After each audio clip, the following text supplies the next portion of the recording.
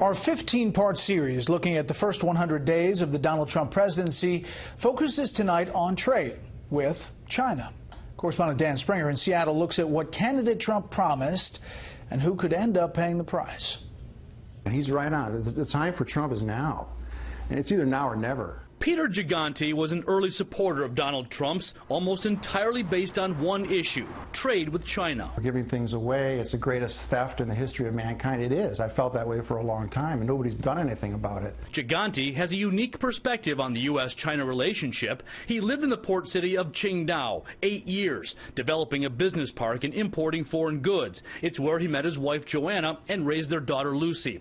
In 2010, he moved to Bellingham, Washington, where he began exporting, among other things, Alaskan fish and timber to China. He says the playing field has never been level. China puts tariffs up to 30% on U.S. fish, while their fish comes here duty-free. By pegging their currency to our dollar and manipulating their currency, they basically are grabbing us by the nose and kicking us in the rump. When it comes to China, President-elect Donald Trump sounds a lot like candidate Trump. They haven't played by the rules. And I know it's time that they're going to start. They're going to start. They've got to. During the campaign, Trump said he would label China a currency manipulator, back out of the Trans-Pacific Partnership, or TPP, and hit Chinese imports with tariffs up to 45%. All needed, Trump says, to correct a $356 billion trade imbalance with China. The nation of China is responsible for almost half of America's trade deficit. The tough talk has many in the U.S. worried about a full-blown trade war. According to the Pacific Maritime Association, 40% of all cargo at our ports is coming from or going to China. Andy Wilson, vice chairman of the Washington State China Relations Council, has helped that relationship grow. The beauty of what's happened, or the strength of what's happened over the last number of decades, is we have interdependent economies. We trade both ways. The downside of that is there is pain that can be inflicted both ways. Washington State, with its agriculture and aerospace industries, is more dependent on trade with China than any other state. So far this year, $26 billion worth of goods has passed through the port of Seattle, fueled by Boeing, which now exports a quarter of all its commercial planes to China, a market expected to grow by $1 trillion over the next 20 years.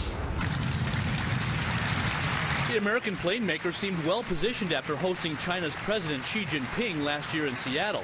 But many analysts expect Boeing to be the first victim of China's retaliation if tensions escalate. The Chinese government has a long history of using aircraft orders as reward or punishment, depending on the political peak that they have at the time. Other potential losers, apple and cherry growers. And in the Midwest, states like Michigan and Wisconsin that turn from blue to red, car sales could hit a roadblock.